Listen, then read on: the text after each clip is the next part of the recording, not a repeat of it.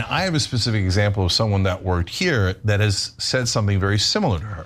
Oh, interesting. Okay. It can't be your nephew because he has no self-awareness. I think it's very clear that Anna has something against Hasan, whether it's jealousy, whether it's hatred, whether it's a combination of everything. I don't fucking know. But like, it's weird. It's weird. And you know what it is? Like, all these people hate on Hasan, right? Destiny hates on Hasan. Anna hates on Hasan. Ethan hates on Hasan. But it's like every single time Hasan responds to them so gracefully. And you know what that does? It makes you look even more salty. Hello and welcome to my YouTube channel. My name is Ariana Jasmine, and today we're going to be going over Anna Kasparian's meltdown on Twitter. While I was in New York vacationing, all I could see is everyone fighting with Anna and Anna fighting for her life on my Twitter feed. And so when I came back, I compiled everything that happened, and now we're gonna go through it with my commentary. Make sure you like, subscribe, comment for more videos like this, and let's get into it. If you would really like to support me, you can subscribe to my Substack. It's free, and I publish articles every Monday, Wednesday, and Friday. If you would really like to support me, you can subscribe monthly for only $5, the cost of a cup of coffee. Go to the link in this video's caption, www.arianajasmine.com, to subscribe. It only takes a couple of minutes, and you'll really be supporting me and my journey as a content creator. All right, let's get into this video. Okay, so it seems like Anna Kasparian's meltdown started with Franchesca, and when Franchesca posted this video. Now, I personally feel like Anna has like a weird vendetta against Franchesca. I feel like she attacks Franchesca, but she also attacks a lot of people. So, I mean, I don't know. I feel like she might have something personally against Franchesca, but that's just how I feel. I could be wrong. But this is the video that kind of started the whole kerfuffle. So let's watch. You want to have a beer with people who want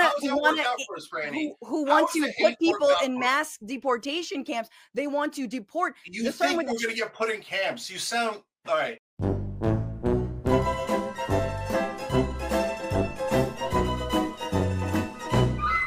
So just for context, Franchesca had this debate with Cenk, and this was before Donald Trump started doing everything that he was doing. And Cenk was like, oh, he's not going to put them in mass deportation camps. Like, that's ludicrous. And come to find out, Donald Trump is sending migrants to Guantanamo Bay. So he is definitely sending them to camps all the way out to Guantanamo Bay. So that was not something that was very far-fetched. And so Franchesca posted this as kind of like a gotcha. It's petty, but I'm here for it, right? Because it's very much like I feel like the whole entire online YouTube left community is trying to straighten Cenk off of the path that he's on right now, but he's just kind of like in that path. And so I think this was supposed to be like a, hey, you know what I mean? Like, you're wrong. And so someone like Lance from the Surfs commented, who could have ever seen this coming? You know, things like that. So then Cenk comments back and says, this is totally out of context horse shit. Another part of the interview, she was talking about gulags for Chinese Americans. When you say this is mass deportation camps, you're scaring the shit out of people who are undocumented and haven't committed any crimes. Stick to facts. First of all, Chinese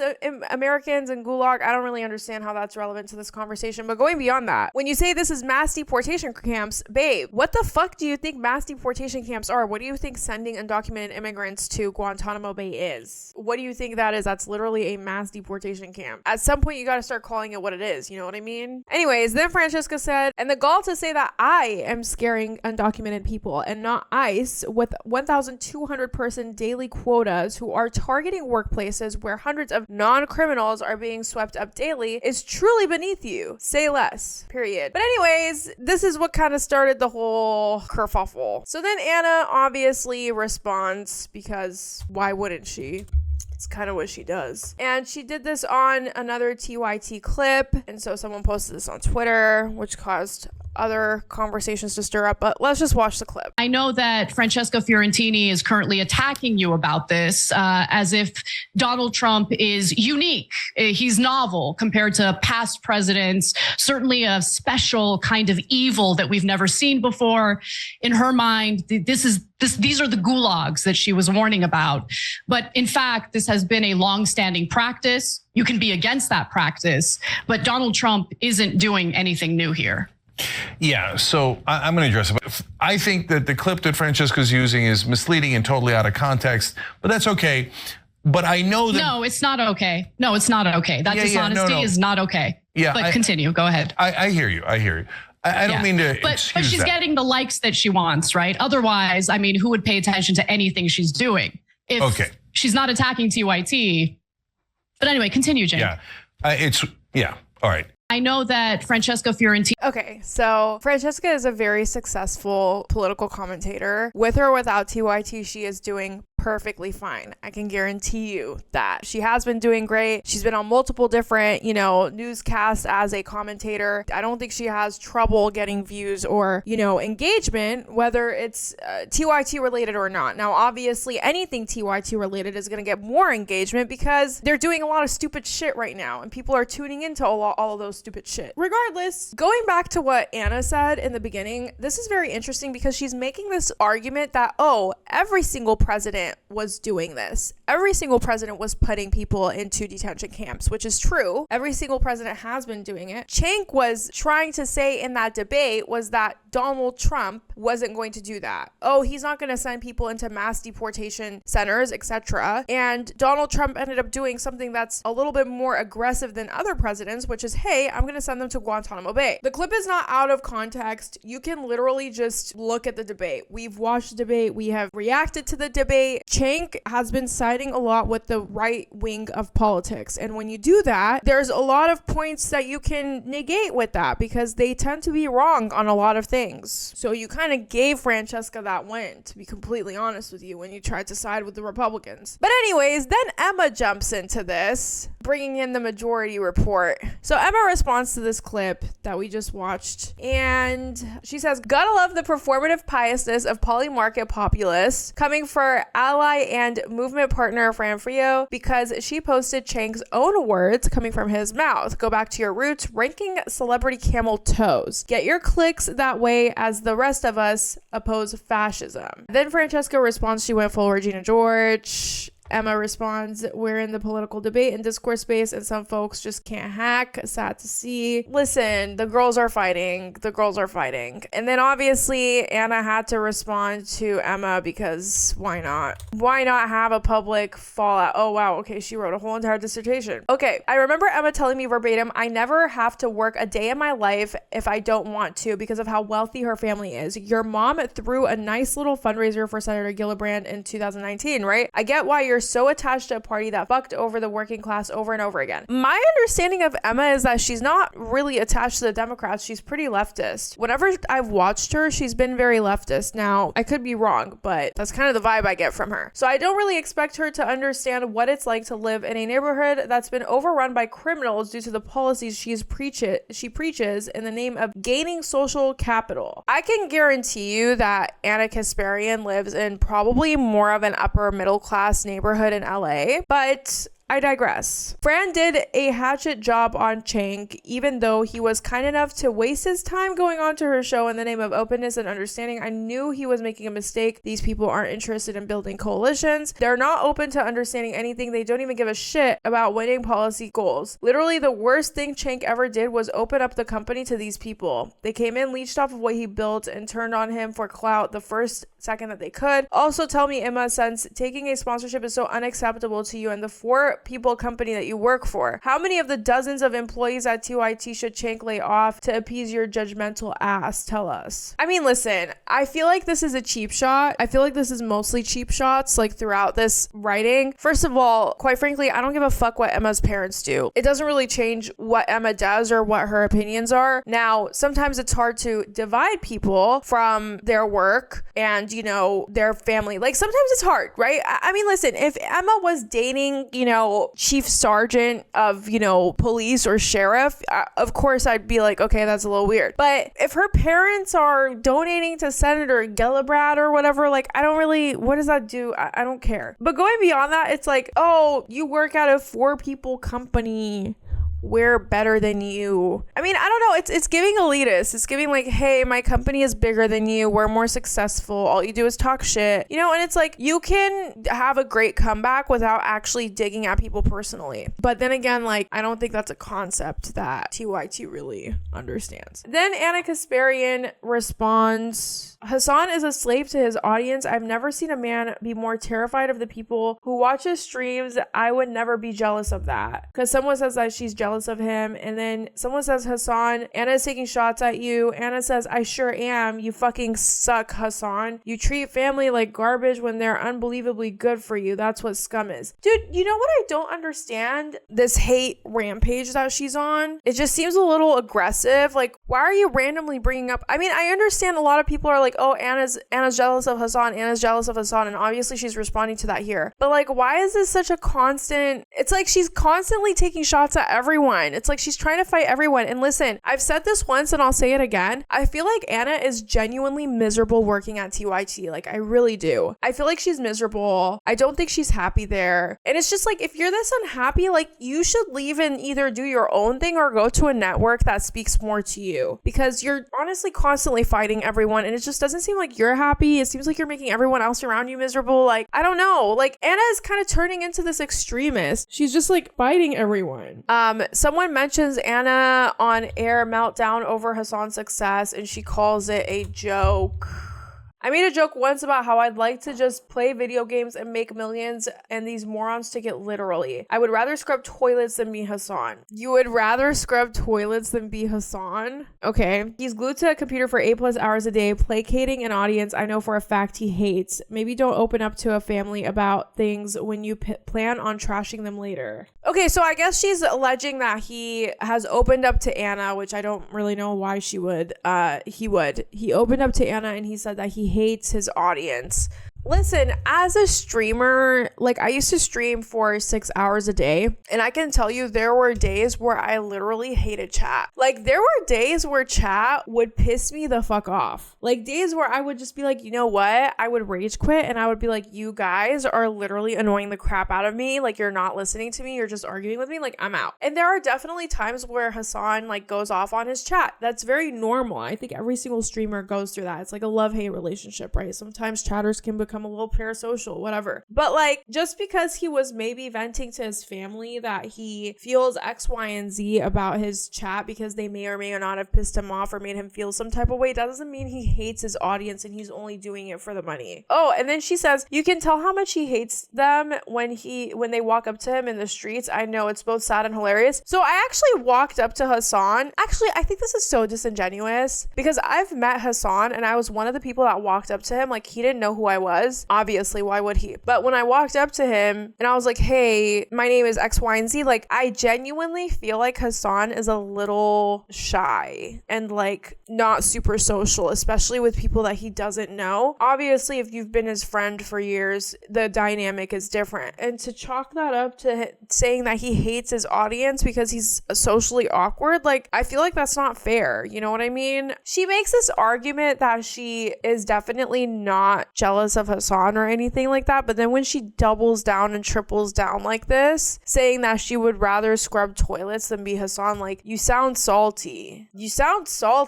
Like, you sound like you're angry. That's how it comes off. T-Racist says, speaking of mainstream shows, Jank Anna, did you know Jimmy Kimmel featured one of Hasan's tweets on last night's show? I know, everyone loves Hasan. He's super famous and rich. We got it. That bitterness broke out of nowhere. No, I get it. Like, no, I know, it's super salty. I love Hasan. I'm actually really happy for him. But like, I also reflect on my own career and feel like a massive failure sometimes. So I don't like, and not to that. I don't want that to make you feel bad about yourself. I'm not able to. You think the fucking New Yorker is gonna write a fucking glowing profile about me? Are you fucking kidding me? No, of course not. Of course, like. Anyway, I guess I do care a little bit about it. Yeah, apparently. Like, oh, yeah. Anyway, like, why the fuck didn't I just play video games? Maybe I'd be a fucking millionaire if I did that. God damn it. Spilled my drink. Well, you did spill some tea. Let's get her some Too Strong coffee, okay? All right. Sorry, Craig. All right, guys. So, as you can tell, we're unfiltered and we're real. So, by the way, even though he's my nephew, no, I didn't see that. Anna keeps on top of that stuff 1,000 times more than I do. Haas never, like, Haas and I text every once in a while, and we see each other at family dinners, and that's it. Stop sending me stuff about Haas, Tom Hank. Doesn't make me feel good about myself. God damn it. I love like Haas. shit. I love Haas's success. I do too. I want to be successful. Here, I gotta clean this up before it like causes a circuit. All right, we're out of time. We're out of everything. Okay.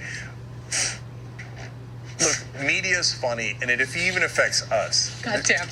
Okay, man, this thing's a goddamn mess. We got to go off to IR, but I hate saying this. But we're 20 times larger than Hasan. But since he's on Twitch and he's big there, they're like, Hasan, and he's hot. He works for himself, man. That's why. Like we gotta be a big network. Blah blah blah. Goddamn. Salt queen. Okay, anyways, apparently we gotta go. The studio's a mess. We love. Honestly, that clip kind of gave me nostalgia because I used to always watch us, like, you know, TYT, and I don't know, I feel like that was back when they were like real and honest, even with their audience. But yeah, I mean, listen, it's okay to feel types of ways about people. Like, it's okay. It's okay to feel like, hey, maybe I should have gone the path that Hasan went because he's more successful, or maybe I should have gone independent, right? It's okay for Anna to feel those things. Like, it's not that, like, you're allowed to feel those feelings. I think the issue comes where this is obviously turning into a visceral hatred for people who are on the same side of you on the political spectrum where they're supposed to be, right? Me, Hasan, Lance, Majority Report, Humanist Report, TYT, we're all supposed to be on the same side of the spectrum of politics, and we're all supposed to be working for the same thing, but you guys are going on your own path that's more so leaning towards the right. So if you expect us to, like, not call you out on your shit, I don't know what you expect. Like what do you want from us? You know what I mean? And I just, like, this clip makes me sad because, like, I feel like obviously you can tell, like, she even admits that she's a little, you know, she's a little jealous in this clip. Like, she did admit it, right? And for that jealousy to turn into such visceral hate and saying, like, I would rather clean scrub toilets than be Hasan. He's glued to his computer for 8 hours. He doesn't even like his audience. Like, come on. You know what I mean? Come on. It doesn't, like, it's not that deep. Honestly, there's content, listen to me. Listen, there's content creators that I fucking hate. There's one specific content creator. Obviously, I'm not going to name who this person is. But, like, if I see this person, it's on site. I'm joking. In a video game. But will you ever see me talking about this person? No. Will you ever see me addressing this person online? No. No one's going to know that I feel this way about this person. I mean, y'all know that I feel this way about someone. You don't know who. And you probably never will. You know why? Because that's the type of shit you keep to yourself. Like, no one needs to know about your hatred for someone. You know what I mean? It just makes you sound salty. So then, I guess in this clip, Anna is also projecting onto Hasan again. I don't know. Let's watch. And I have a specific example of someone that worked here that has said something very similar to her. Oh, interesting. Okay. It can't be your nephew because he has no self-awareness. But anyway, let me continue with the rest of her statement. I saw two paths when I was first starting. Listen, I think it's very clear that Anna has something against Hasan, whether it's jealousy, whether it's hatred, whether it's a combination of everything. I don't fucking know. But, like, it's weird. It's weird. And you know what it is? Like, all these people hate on Hasan, right? Destiny hates on Hasan. Anna hates on Hasan. Ethan hates on Hasan. But it's like every single time Hasan responds to them so gracefully. And you know what that does? It makes you look even more salty. When you're hating on someone and they just respond very gracefully, they're like, you know what, it's fine, I don't really care, you know what I mean? Then you just look super salty. But anyways, I guess Hasan responded to this, so we'll see what he said. I told you this already. Being a leftist is being on the right side of history, being correct but too early, and also constantly getting yelled at, constantly talking about things that are directly at odds with the powers with the pre-existing hierarchy. You're gonna lose a lot, okay? That's it. So get ready for it. But just, you know, as long as you know that your moral compass is correct and you don't lose yourself to the whims of I don't know, wanting a tiny bit of victory in the short term, you just have to keep putting your best foot forward. Like Jank and Anna lol. I mean, I've talked about this a lot. Reactionary thought is alluring. So when you start training your brain to believe things from a reactionary point of view, you start basically, it's the opposite of muscle training, right? If you don't actually constantly work out, you're inevitably going to become a weaker person. your muscles are going to go away. That's how I feel about critical thinking. If you engage in critical thinking and you constantly do it and you apply it all the time, okay, you cause that muscle not to atrophy. Reactionary thinking, on the other hand, is atrophy, and it slowly creeps in, and it can be on a number of different issues. Israel, Palestine. And as long as it's left unaddressed, I think for many people, they still can fancy themselves to be progressive, except for Palestine, and go along with it for years and years. But obviously, the events that have unfolded over the past 16 months have caused those contradictions to be in the forefront, which are causing people's brains to collapse. For others, it can be about crime, right? You see crime taking place in front of you and you just kind of lose it, where you go, oh my God, this is like a genuinely emotionally traumatic moment. Why is nobody doing something to address this? And then that's when reactionary thinking kicks in. Okay, this response is 11 minutes, but I think we get the gist of what he's saying, right? He's basically saying that, you know, he's explaining how people become like Anna. But like look at the difference of how Hasan speaks about Anna and how Anna speaks about Hasan, right? For her, it's all cheap shots. Like, oh, well, your cousin doesn't care about this, or oh, Hasan, I would rather scrub toilets, or oh, he's miserable and he hates his audience. It's crazy what you can hear from family when all you do is talk shit, you know? But it's like Hasan's like, hey, listen, this is what can happen when you don't think critically and you talk about politics all the time. Your brain gets broken. Right? And like, listen, from a viewer standpoint, and obviously chat, I'm not going to ask you because you're watching this with me, right? Along with YouTube audience. What is your reaction when you see both of these people speak, right? You saw how Anna responded and you see how Hasan responds. One is very calm, collected, gives you an explanation of why things can go south, kind of implying that they're empathetic towards that situation and people turning that way, or someone who just barks cheap shots at everyone that they don't like. Right? In the long term, people like Hasan are going to build more of a relationship with their audience and have more respect with the public than someone who's just barking cheap shots at everyone. You get the overarching point, right? Like, he responds with grace and empathy. So, I mean, you know, she's having this public meltdown on Twitter where she's basically attacking everyone. And I just don't really know how it's going to benefit her, not just now, but in the long run period, because like, you seem like a hostile, aggressive person if all you do is just shoot cheap shots at everyone, right? I think on a longer term, it's much better to approach things like Hasan does. I'm not saying that Hasan is perfect, okay? Like, he's had his issues. But if you genuinely respond to things like, hey, I'm gonna have empathy towards you and I'm not gonna throw cheap shots back at you because it's not worth my time, that's much more beneficial, not just to you, your audience, but also the greater cause that you're fighting for. Rather than bark, bark, bark, fucking out here calling this person fake and calling out that person's parents for throwing a fucking political party for a senator, whatever, you know what I mean? Like, I don't care what Emma's parents have done, okay? I don't care that you don't like Franchesca for some personal reason because you think she can't get views without bringing you up. I don't care that you think Hasan hates his fucking viewers and you'd rather be scrubbing toilets. Like, what does that do to the greater cause? What does that do for your audience? What does that do for you? Absolutely fucking nothing. It doesn't. And you know, this is really sad because I actually used to look up to Anna. I used to look up to her. I remember the first time TYT rated me on Twitch, I actually like added her and I was like, oh my God, I'm such a big fan. Like, I look up to you. And she started following me on Twitter and I followed her back. Or actually, I think I was following her and then she followed me back. I don't know, something like that. But I ended up blocking and unblocking her so that we didn't follow each other anymore because I don't agree with her. Like, once she started going turf, I was like, listen, like, I loved you, but like, we don't agree anymore. Like, I don't look up to you anymore. Do I want to be that angry 40-year-old woman that's barking at everyone on Twitter? No, not really. But with that being said, please let me know what you guys think in the comment section below. Make sure you like, subscribe, comment for more videos like this, and I'll see you guys next time.